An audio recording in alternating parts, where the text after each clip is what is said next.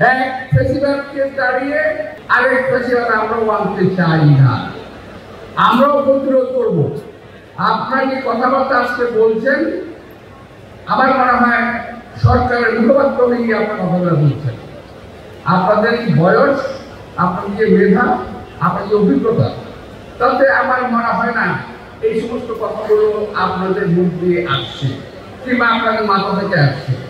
এটা অন্যজনের প্ররোচিত কথাবার্তা আপনারা বলছেন, এতে কোনো লাভ হবে না। কারণ যদি কেউ মনে করেন যে জুলাই আগস্টে এই আন্দোলনে এক সরকারের পতন হয়ে গেছে, এটা কিন্তু আমরা ভুল করতেছি।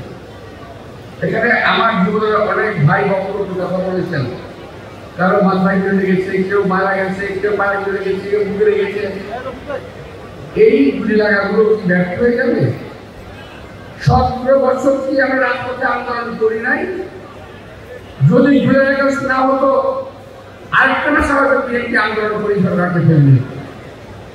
আমি একটি কথা বলতে চাই, অনেকে দোয়া করতে পারেন, নাও হতে পারে। সম্ভবত 28শে অক্টোবর সম্ভবত আমাদের একটা মহাসমাবেশ ছিল 23 সালের 28 অক্টোবর, সম্ভবত আমার ভুল না হলে। সেই মহাসমাবেশে সরকারের পতন হয়ে যাওয়ার কথা ছিল। চক্রান্তের কারণে সেদিন সেটা হয়নি।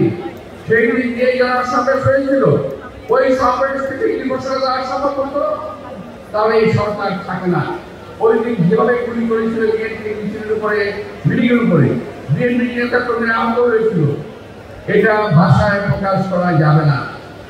মঞ্চে আমরা অনেকেই ছিলাম, এখানে যারা উপস্থিত আছেন অনেকেই মঞ্চে ছিল। গুলির তোড়ে এবং গ্যাসের মুখে আমরা টিকে থাকতে পারি নাই। কিন্তু শেষ পর্যন্ত আমি এবং আমাদের সেক্রেটারি প্রফেসর মঞ্চেই ছিলাম। কিন্তু কেন?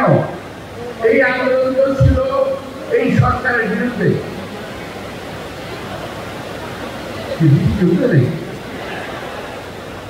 এই আন্দোলন ছিল সরকারের বিরুদ্ধে, গণতন্ত্রের পক্ষে, বাক স্বাধীনতার পক্ষে আমরা আন্দোলন করেছি। আমি আরেকবার বলেছিলাম যে আমরা 17 বছর পরিশ্রম করে গাছে পানি দিলাম, আপনার ফলটা খেলেন। এখন বলছেন বিএনপি পেরে কিছু না, এখন বিএনপি নাকি স্বৈরাচার। আরে আমরা সরকারে গেলাম না এখন, এক নাম্বার। আর বিএনপি যখন ইতিপূর্বে সরকার ছিল, আমাদের নেতা শহীদ আন্তর্জাতিক আমার সরকার ছিলেন, যিনি বহুদলীয় গণতন্ত্র কায়েম করেছেন, প্রথম সংস্কার করেছেন শহীদ আন্তর্জাতিক রহমান। দ্বিতীয়ত দেশের নেতৃত্বে ক্ষমতা হস্তান্তর হয়েছিল। মনে আপনাদের অনেকে জানেন না, অনেকে মনে নাই, আমাদের সিনিয়র অনেকে মনে আছে।